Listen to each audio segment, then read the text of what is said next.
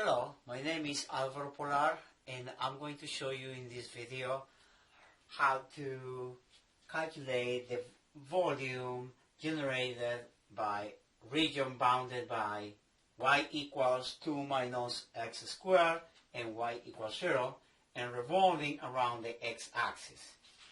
So the region bounded by y equals 2 minus x squared and y equals 0 is y equals 0 is actually the x-axis, so this would be the region.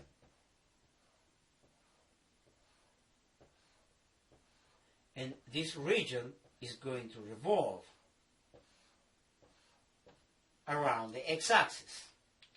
So in this case, we can follow two ways. We can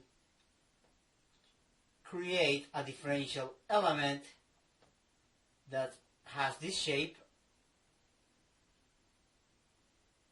and this differential element is actually a rectangle and is just going to revolve around the x-axis. So the volume generated is actually going to look like that.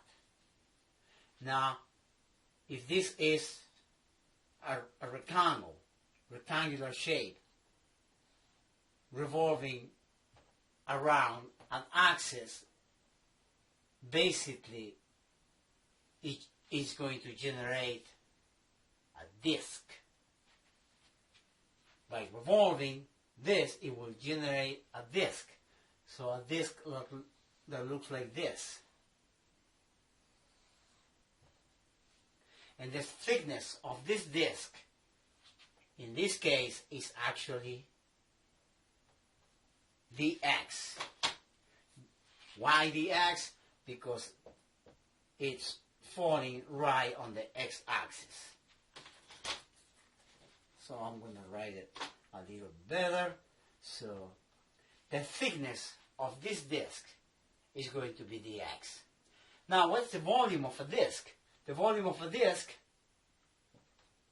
is what? The area of the circular region, which is the area of the circle, pi r squared times the height, which in this case is the thickness of the disk.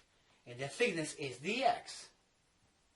If this is an infinitesimal thickness, the volume generated has to be also an infinitesimal volume.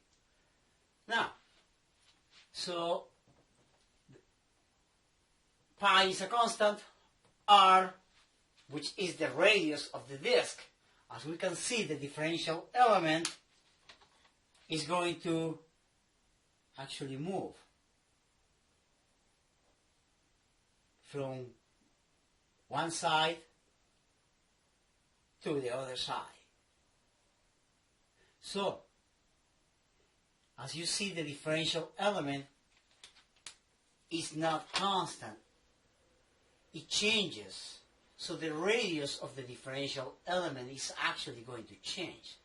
Well, in this case, I put the disk in a horizontal position. In my problem, I have the differential element showing the disk in the vertical position. I don't want to confuse you, but I just want you to realize that I'm just taking this differential element, I'm just rotating it flat. It is a very good practice to exercise your mind in turning the elements around. Even though this is a vertical disk, I'm just writing it as a horizontal disk to illustrate that the radius of the disk is actually going to be this distance from the axis of revolution or the center of the disk to the edges. And for this case, here is going to be the radius. What happens when the differential element is at this position? The radius is going to change. It is not going to remain constant. It's going to increase, increase, increase, increase, it reaches a maximum, and then decrease, decrease, decrease, decrease. So the radius is a variable. And we have our differential equation. dv equals pi r squared dx. Therefore, this variable r has to be expressed in terms of x. Otherwise, we cannot integrate. How are we going to express r in terms of x? Well, as you can see here, the radius changes, but the radius is actually given by the height at any point. And that height is just the value of y. The height at any point is just the value of y. And y on the graph, the value of y on the graph is equal to 2 minus x squared. So the value of y is actually a function of x. And the radius for the disk is actually the value of y. So the radius is going to be equal to 2 minus x squared. That is probably the most difficult part to understand when students of calculus start studying the volume by revolving differential element. Determining the radius is the most important part. If it's a disk, just the radius of a disk. If it's a washer, the radius of a washer. In the washer, we have two radiuses. There's another video for the washer, but in this case, we're just going to focus on the radius of a disk, which is the distance from the axis of revolution to the end point. And this end point, of course, it changes constantly. But that radius, as you can see right here, this height is just the value of y at this point on the graph. Then we move to another differential element where the height that represents the radius is also the value of y on the same graph.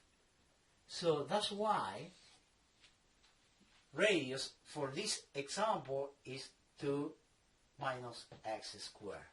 So we are going to replace pi 2 minus x squared and dx. And now we just have to integrate. Integrate dv equals pi is a constant.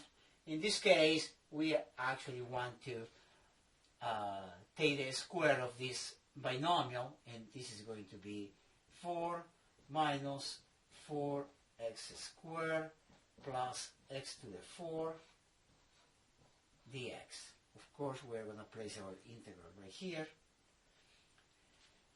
Now, let's set up the limits of integration. If we are going to integrate with respect to x in our graph, in order to set the limit of integrations, we need to know where this graph, y equals 2 minus x squared, is going to intersect with the x-axis, because that is where this region ends on the vertical position. It ends right there.